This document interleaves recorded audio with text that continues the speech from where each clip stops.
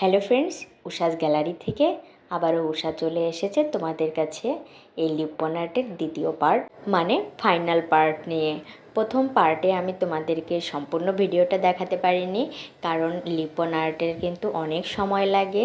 এজন্য আমি এতটা সময় নিয়ে তোমাদেরকে এত অল্প সময়ে দেখাতে পারিনি। এজন্য আমি দ্বিতীয় পার্ট করে তোমাদেরকে লিপন আর্টের ফাইনাল লুকটা আজকে তোমাদের সাথে দেখাবো।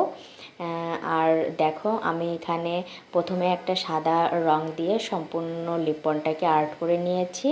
তারপর এখানে আমি সব রঙগুলাই ডবল কোট দিয়েছি। আর দেখতেই পাচ্ছ আমি এখানে পেস্ট কালার আর পিঙ্ক কালার ব্যবহার করেছি।